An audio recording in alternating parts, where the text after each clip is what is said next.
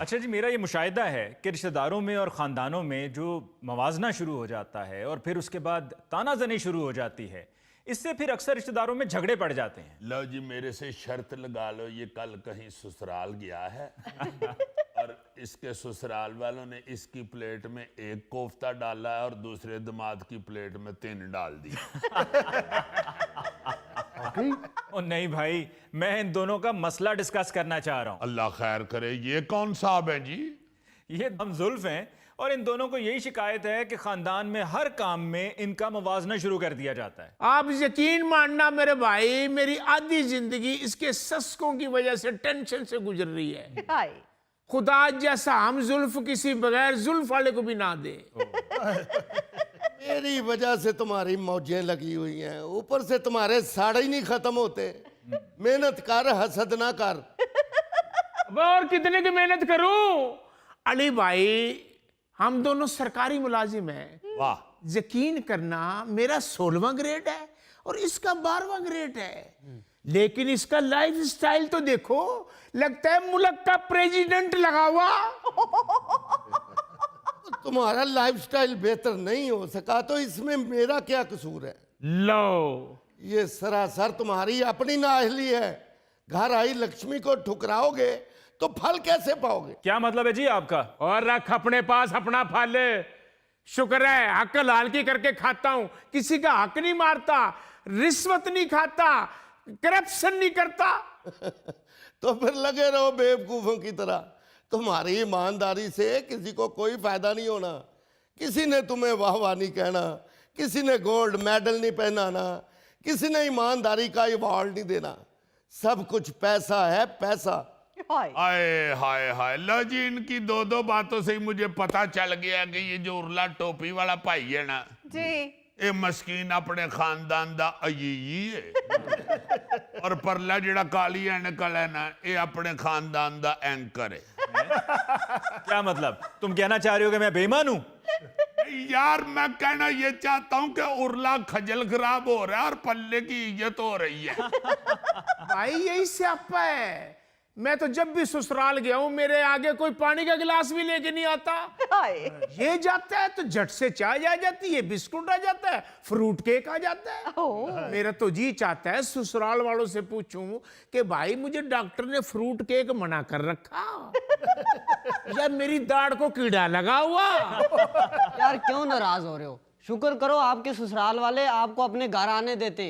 ये गोगे के ससुराल वालों ने इसकी अपने घर एंट्री बैन की हुई है। क्यों, यो भी रिश्वत नहीं लेता? ओ भाई, तुम रिश्वत की बात कर रहे हो? इन्हें तो कोई रोटी नहीं देता। ये तो जो अपने ससुराल जाता है, राज और दरबार तो रोटी खा के जाता है। गौरी साहब, क्या बात कर रहे हैं आप?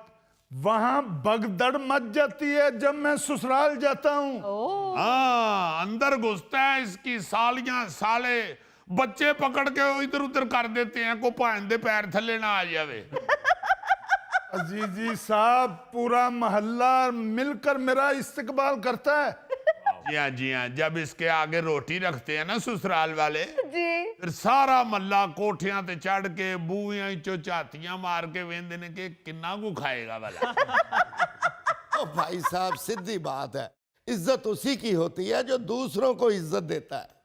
मैं जब ससुराल जाता हूँ, फलों की टोकरी लेके जाता हूँ, जूस के डब्बे लेके जाता हूँ, और ये जब जाता है खाली बाएं लटकाए हुए चला जाता है। हाय इसीलिए जब खाना लगता है, मेरी प्लेट में आपको लेग पीस नजर आएगा और इसकी प्लेट में सिर्फ गर्दन। हाय ये सब तेरी गोर गर्दन पे होगा। अरे कर ले ऐस, जितनी ऐस करनी है कर ले। आराम का पैसा जो इकट्ठा करना है तूने, ये हाथों की बंदी दांतों से खोलनी पड़ जानी है। हाय लो जी, वो बेचारा ते हक के बाद दुआ में ही देने लग पे है। तो फिर क्या करे एक ईमानदार आदमी? वो जरा बुना बददुआएं देगा ना। और क्यों जलते हो?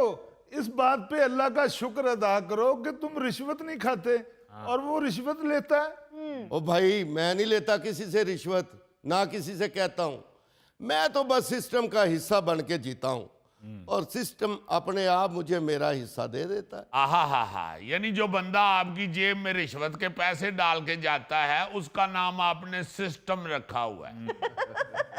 वैसे भाई साहब, क्या फजूल बात की आपने। ये हर रिश्वत लेने वाला अपने आप को तसल्ली देने के लिए कहता है, मगर ये जहन में रखो कि 2 नंबर तरीके से कमाए हुए पैसे का नतीजा भुगतना पड़ेगा। हाँ जी। एग्जैक्टली। अल्लाह खैर करे, जितनी तकलीफ से ये अंग्रेजी बोल रहा है ये भी कोई नतीजे ही भुगत रहा है। अबे ओ ससुराल जाकर गर्दन की बोटी खाने वाले इंसान, हस्बे हाल में आकर दानश्वरों को जुगते करोगे? तो मर्जी कर लो, हर जगह पे वैल्यू तो मुझे ही दी जाती है।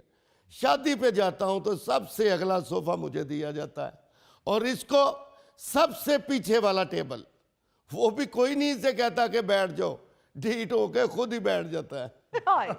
भाई आगे सोफा तो तुम्हें मिलना है, आगे बढ़ बढ़ के नोट जो लुटावेगा।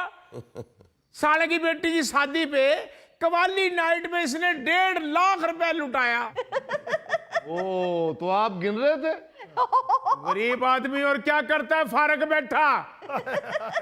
यही सबसे बड़ी गलती है आपकी, यही नुक्स है आप में। आप क्यों दूसरों के नोटों को देखते हैं? आपको इस बात पर फख्र होना चाहिए कि आप ईमानदारी से जिंदगी गुजार रहे हैं। ओ भाई मैं नहीं देखता, इर्द गिर्द के लोग नहीं जीने देते। मेरी बीवी, मेरी जोजा, आपकी भाभी अभी घर पहुंचो दरवाजा ही क्रॉस करा है, बोलना शुरू हो गई, ये रुखसाना के मियां ने कवाली नाइट पे 1.5 लाख रुपए लुटाया और तू कम वक्त मारे तेरी जेब से 100 रुपए ना निकला। तो आपने आगे से उसे क्यों नहीं बताया कि 100 रुपया उधर फेंक आता तो सुबह के डबल रोटी अंडे कहां से लाता? उसको बताते ना कि उधर फेंक आता 100 रुपया तो बच्चे फिर स्कूल भूखे जाते। अगर 100 उधर फेंक आता तो तू भी फिर नाश्ता ना करती, सिर्फ इंतजार ही करती। आए, तुझे मेरी बीवी होना चाहिए था। इसीलिए ईमानदार बंदे को कोई मशवरा भी नहीं देता। हमें बेवकूफ जिहा सड़ सड़ के कुड़ कुड़ के जिंदगी गुजार रहे हैं। ਇਹਦੇ ਬੱਚੇ ਜਦੋਂ ਮੇਰੇ ਘਰ ਆਉਂਦੇ ਨੇ, ਮੇਰੇ ਬੱਚਿਆਂ ਦੇ ਨਵੇਂ ਆਈਫੋਨ ਨੂੰ ਇੰਜ ਵੇਖ ਰਹੇ ਹੁੰਦੇ ਨੇ ਜਿਵੇਂ ਬਿੱਲੀ ਛਿਛੜਿਆਂ ਨੂੰ ਵੇਂਦੀ ਹੈ। कोई बात नहीं, कोई बात नहीं, मैं उनकी तरबियत कर रहा हूं। ਉਹ ਕਿਹੜੀ ਤਰਬੀਅਤ? ਇਹਦੀ ਬੀਵੀ ਮੇਰੀ ਸਾਲੀ, ਉਹ ਵਿਚਾਰੀ ਏਡੀ ਚੰਗੀ ਮਸਕੀਨ ਨਹੀਂ, ਹਰ ਵਿਆਹ ਦੇ ਉੱਤੇ ਇੱਕੋ ਸੂਟ ਪਾਇਆ ਹੁੰਦਾ। ਜਦੋਂ ਸ਼ਾਦੀ ਆਂਦੀ ਏ ਮੇਰੀ ਬੀਵੀ ਨੂੰ ਫੋਨ ਕਰਦੀ ਏ, रुखसाना भैन कोई सूट है पुराना तो दे दे, मैं शादी पे जाना है। तो रुखसाना ने बड़ा दे दिया। यार वैसे भाई साहब आपको शर्म आनी चाहिए, आप इसी तरह ताने दे दे के उस बेचारे को मुश्तैल कर देते हैं। आप बहुत अच्छा कर रहे हैं जी, अपने बच्चों की ईमानदारी से तरबियत कर रहे हैं। वेल डन हो वो खज्जल, वेल डन। यही गड़बड़ है। अगर कोई ईमानदारी से जिंदगी गुजारना चाहता है तो इर्द गिर्द के लोग जितला जितला के उसका जीना जाप कर देते हैं। ਉਹ ਛੱਡ ਇਹਨਾਂ ਗੱਲਾਂ ਨੂੰ, ਆ ਜਾ ਭੂਰਬਨ, ਮੈਂ ਹੋਟਲ ਬੁੱਕ ਕਰਾਏ ਆ, ਮੌਜਾਂ ਲੱਗ ਜਾਣਗੀਆਂ ਤੇਰੀਆਂ, ਫੇਰ ਨਾ ਕਹੀਂ ਮੈਨੂੰ ਆਫਰ नहीं ਕੀਤੀ। वो अपनी ऑफर अपने पास रख, बूरबन, वहां तो बर्फ ही इतनी पड़ी हुई मुझे तिलकना। वेरी गुड, शाबाश, वेल डन। Thank you. ओ भाई, मैं तुम्हें नहीं उस ईमानदार शख्स से कह रहा हूं जो तुम्हारी गलीज ऑफरें ठुकरा रहा है। ओ भाई मैं तो अल्लाह का शुक्र अदा करता हूं, अपनी नींद सोता हूं, इसकी तरह मुट्ठा भर के दवाइयों का मुंह में फक्का नहीं मारता। खाना खा ले तो उसके लिए दवाई अलहदा खाता है, सोना हो तो उसके लिए दवाई अलहदा लेता है। ओ भाई, ये छोटी छोटी चीजें तो इंसान के साथ चलती रहती हैं। अल्लाह ना करे जी, अल्लाह ना करे मुझे तो इलाज के लिए इंग्लैंड भी जाना पड़े तो मैं आसानी से जा सकता हूँ। ओए बाबू, जिस दिन तेरे घर छापा पिया उस दिन किथे लुकेगा? ना तेरे सोहरे ने कुंडी खोलनी हूं, ना तेरे दोस्तां ने फोन चुकना ही, ना तेरे भैन भरावां ने तेरी गल सुननी हूं। जेल च जाएगा, जेल च। और याद रखी, जेल च कोई फर्क नहीं हुंदा। ਇਹੋ ਜਿਹੇ ਬੰਦੇ ਹੁੰਦੇ ਹੀ ਇਹੋ ਜਿਹੇ। ਮੈਨੂੰ ਲੱਗਦਾ ਗੌਰੀ ਸਾਹਿਬ ਤੁਸੀਂ ਵੀ ਗਰੀਬ ਆਦਮੀ ਹੋ।